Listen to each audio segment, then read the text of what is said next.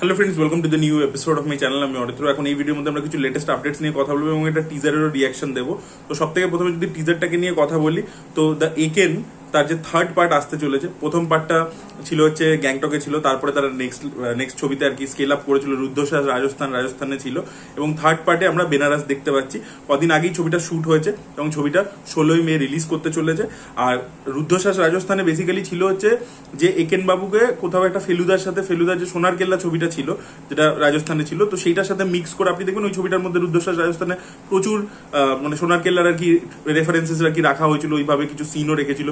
Even একটা জয়বাবু ফেলুনাথের মতো scene রেখেছিল আর কি, ওই খাওয়ার পরে রাস্তা দিয়ে হেঁটে যাচ্ছে, সেখানে একটা মার্ডার হয়ে যাচ্ছে, তো ওরকম করে রেখেছিল। আর এবারে ট্রিটমেন্টটা পুরোটাই আর কি জয়বাবু ফেলুনাথের মতো করে দিয়েছে, কারণ জয়বাবু ফেলুনাথ দেখবেন পুরোটাই বেনারসে ছিল, ঠিক আছে। তো এবারে একেনকে নিয়ে চলে গেছে বেনারসে এবং ওখানে আর কি আমরা ইভেন্টগুলো হতে দেখতে পাচ্ছি। এবং যেটা খুব ফেমাস একটা সিন আর কি জয়বাবু ফেলুনাথের, সেটাকে কাইন্ড অফ একটা রিক্রিয়েট করে দেওয়া হয়েছে, যেটা হচ্ছে নাইফ থ্রোয়িং সিনটা, যেখানে আমরা জানি যে উৎপল দত্ত নাইফ থ্রোয়িং করায় আর কি এর ওপর লালমোহন গাঙ্গুলির ওপর, তো আইকনিক একটা সিন। তো সেটাকে আর কি রিক্রিয়েট করা হবে। এবং এখানে যেহেতু আমরা দেখেছি আর কি যে একেন বাবু ক্যারেক্টারটা মানে কাইন্ড অফ একটা জটায়ুর মতো করেই প্রেজেন্টেশন, এখন তো সিনেমাতে এরকম হয়ে গেছে, মানে বইতে তো একেন বাবুর অ্যাকচুয়ালি প্রেজেন্টেশন অন্যরকম, বাট যখন সিনেমা সিরিজ হয়েছে সেটাকে কাইন্ড অফ একটা জটায়ুর মতো করে প্রেজেন্টেশন করা হয়েছে। এবং সেটা কোথাও গিয়ে আমরা সেটাই মানে সেটার সাথে আর কি একটা মিল সাদৃশ্য রেখে করা হয়েছে আর কি। এবার এটা ডেফিনেটলি মানে এই একেন ক্যারেক্টারটা ইটসেলফ খুব পপুলার, অনির্বাণ চক্রবর্তী এই ক্যারেক্টারটা প্লে করেন দারুণভাবে, তিনিই পুল অফ করে দেন নিজের পারফরমেন্স দিয়ে পুরো জিনিসটাকে।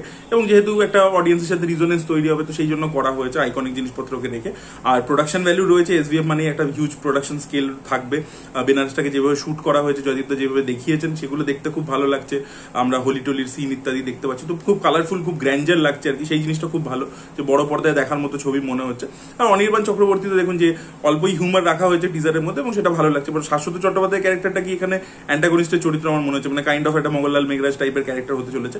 আর এখানে একেন বাবুর একজন ওই কাকা না জ্যাঠা, যে একেন বাবুকেও ইরিটেট করে, তো সেই ক্যারেক্টারটা থাকতে চলেছে, যার সাথে ওর দেখা হবে ওখানে, সে ওকেও আরো বেশি ইরিটেট করবে। একেন বাবু লোককে ইরিটেট করে, একেনকে ইরিটেট করে দেয়, তো সেটার আর কি নিয়ে একটা ডায়লগ রয়েছে যেটা, তো সেই ডায়লগটা আমার ফানি লেগেছে। তো দেখুন এই ছবিটা একটা টার্গেট অডিয়েন্স আছে, তাদেরকে মাথায় রেখে বানানো হয়তো, প্রচুর ফ্যামিলি অডিয়েন্স, প্রচুর বাচ্চারা এই ছবিটা দেখতে পছন্দ করে, তো তাদের জন্যই আর কি করা। তো আমি এটা টার্গেট অডিয়েন্সের মধ্যে পড়ি না অ্যাকচুয়ালি। আমার এখানে যে ছবিগুলো হয়েছে আমার খুব একটা ভালো লাগেনি, বাট আমার মনে হয় এই ছবিটা বক্স অফিসে বিগ টাইম ওয়ার্ক করতে চলেছে, ফ্র্যাঞ্চাইজ ভ্যালু রয়েছে এবং এটা বড় সড়োভাবে ওয়ার্ক করবে। এবং যেহেতু গরমের ছুটির মধ্যে বেরোবে, সেই সময় আর কি বাচ্চা ইত্যাদি তারা খুব দেখবে আর কি ছবিটা। তো এটা ছিল টিজার নিয়ে রিয়াকশন, আপনাদের মতামত অবশ্যই জানাবেন আর কি।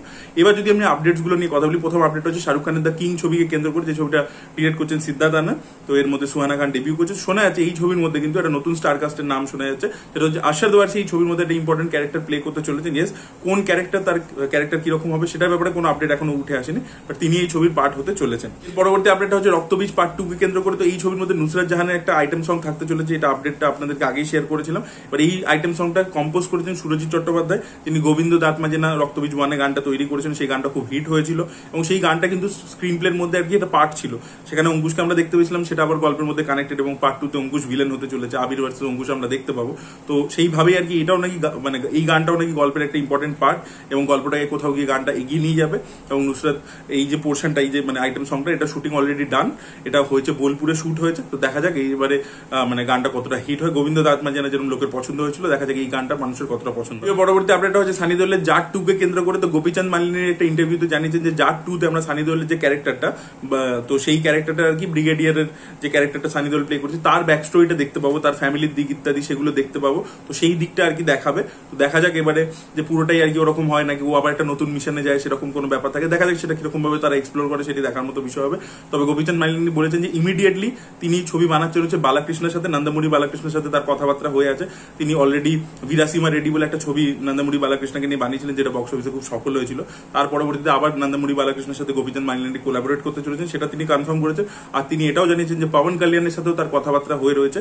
পবন কল্যাণের সাথেও পরবর্তীতে একটা ছবি করুন। পবন কল্যাণের যেহেতু পলিটিক্যাল কেরিয়ার রয়েছে, সেই জন্য তার যে ছবিগুলো এখনই পাইপলাইনে আছে, হরিয়ারা ভিরামাল্লু, তারপরে দেখওয়ালি মজি, এই ছবিগুলো অলরেডি পেন্ডিং হয়ে আছে, এইগুলো এখনো শুটিংও কমপ্লিট হয়নি।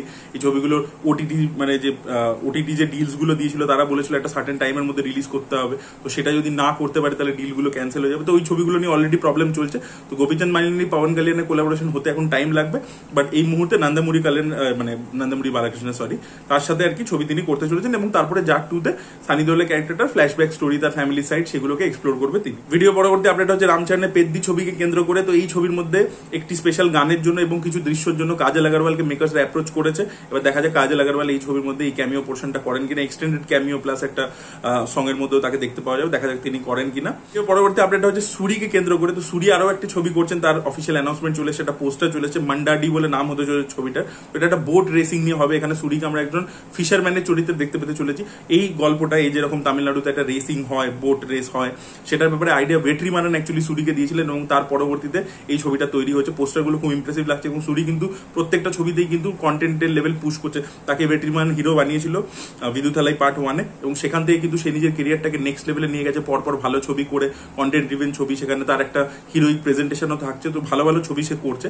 এই ছবিটাও আশা করবো সফল হবে এবং কোথাও কি সুরি নেক্সট লেভেলে স্টার হয়ে যাবে। ভিডিওর লাস্ট আপডেটটা হচ্ছে রোহিত শেট্টিকে কেন্দ্র করে। তো রোহিত শেট্টি আপনাদেরকে জানিয়েছিলাম যে রাকেশ মারিয়া তার বায়োপিক করতে চলেছেন। তো সেই ছবিটার নাম হবে হচ্ছে মারিয়া আইপিএস বলে, এবং জন আব্রাহামকে আমরা লিড চরিত্র প্লে করতে দেখতে পাবো। খুব শীঘ্রই শুটিং শুরু হতে চলেছে।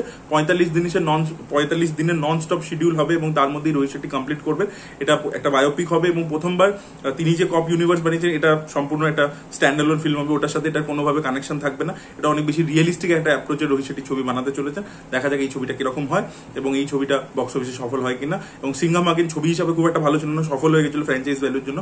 এই ছবিটাতে রোহিত শেট্টি আর কি আগে নিজের ফর্মটায় কামব্যাক করতে পারেন। কিন্তু this was the update guys. আপনাদের কি বক্তব্য অবশ্যই কমেন্টে জানাবেন। এই ভিডিওটা ভালো লেগে থাকলে লাইক করুন, শেয়ার করুন, চ্যানেলটিকে সাবস্ক্রাইব করতে ভুলবেন না। Bye bye.